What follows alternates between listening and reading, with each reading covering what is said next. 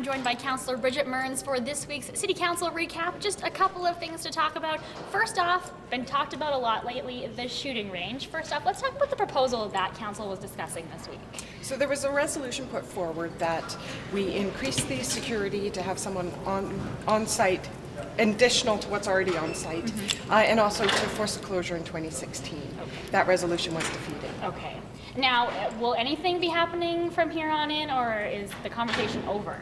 Well, there's a committee made up of Lethbridge Police Service, the Lethbridge Fish and Game Association, and City Administration that meet quarterly to always look at issues that are happening at the range. Okay. I know currently they're looking into the situation with the bullet that did go astray, and they're looking at how they can prevent that from happening in the future. Although you can't prevent accidents like this, and they are extremely rare, that is something they're always constantly aware of, and they meet on a quarterly basis or as needed. Okay, excellent. Okay, so the next thing we're going to move on to, first reading at this week's meeting about parking rate increases. Let's talk about that. Sure, absolutely. So it is at first reading. It will come to second and third reading in a couple of weeks.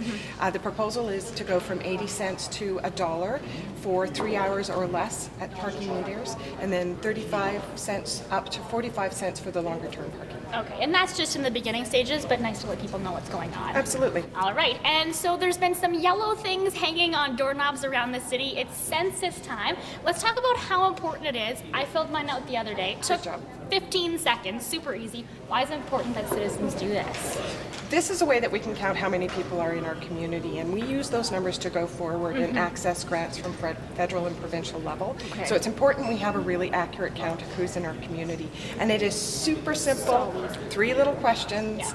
male, female, age, and how many people are living in your house. You can go online and it literally takes seconds. Yeah, I will vouch for that. Super, super, super simple. All right, and before we let you go, we are in front of, there's lots of displays behind us right now. Let's talk about what's going on in the lobby of City Hall here. Absolutely. This is actually a new part of the process than we've had in the past. So what you'll see behind us are storyboards of all the different capital projects that are being proposed to the Finance Committee for consideration for our capital improvement plan. Okay. And it's a 10-year plan.